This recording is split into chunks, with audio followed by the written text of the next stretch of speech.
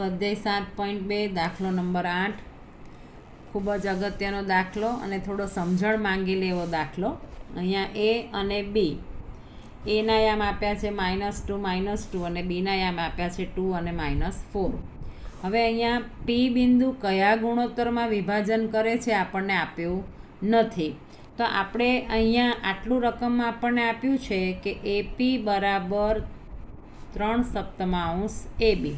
આટલું આપણને આપ્યું છે ને આના ઉપરથી આપણે ગુણોત્તર શોધવાનો છે. હવે આપણને ખ્યાલ આવે કે આ એપી અને પીબી, હવે આ બેનો સરવાળો કરીએ એપી અને પીબીનો તો આપણને એબી મળે. તો અહીંયા AP plus PB is equal to AB. હવે અહીંયા જે એપી છે એની કિંમત આપણે મૂકીએ 3/7 AB વત્તા પીબી બરાબર એબી. હવે આપણે લસા લઈએ, આના છેદમાં 7 છે, આના છેદમાં નથી અને આના છેદમાં નથી, એટલે આ 7 અહીંયા ગુણાય અને આ 7 અહીંયા ગુણાય, એટલે 3AB વત્તા 7PB બરાબર 7AB. આ 7 અહીંયા ગુણાય. હવે આ 3AB ને આપણે આ બાજુ લઈ જઈએ તો 7PB બરાબર 7AB ઓછા 3AB. હવે 7માંથી 3AB જાય એટલે 4AB અને અહીંયા 7PB. તો PB બરાબર 4/7 AB આપણને PBની વેલ્યુ મળે.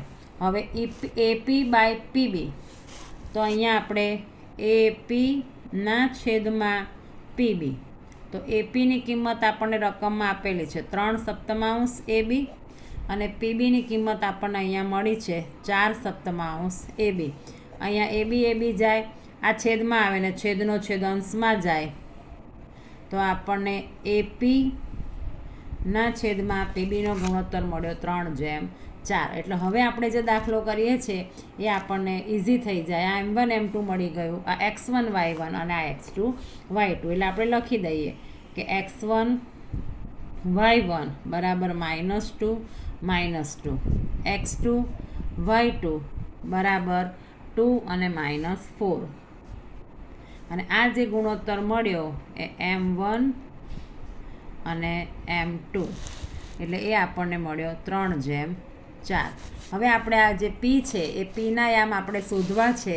તો અહીંયા પીનો એક્સ યામ સૂત્ર છે M1x2 પ્લસ M2x1 છેદમાં M1 પ્લસ M2. હવે M1 આપણને મળ્યા છે 3, x2 છે 2, M2 છે 4 અને x1 છે -2.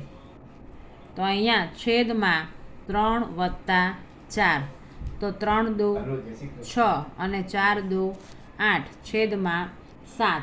તો અહીંયા 6 - 8 એટલે અહીંયા થશે -2. તો અહીંયા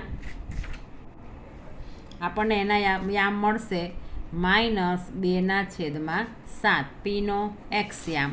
હવે પીનો વાય યામ, તો સૂત્ર છે M1y2 પ્લસ M2y1 છેદમાં M1 પ્લસ M2.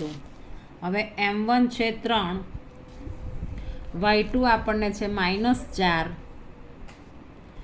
M2 છે 4 અને Y1 છે -2 છેદમાં 3 વત્તા 4. તો અહીંયા 4 તાળી 12, 4 દુ 8 અને 3 વત્તા 4 એટલે આપણને મળશે 20. 3 વત્તા 4 એટલે 7, 12 અને 8 20 એટલે -20 છેદમાં 7 એ આપણને વાય યામ મળે. તો પીના યામ થશે -2/7 અને -20/7 છે. Thank you. વિડીયો ગમે તો લાઈક સબસ્ક્રાઈબ જરૂરથી કરજો.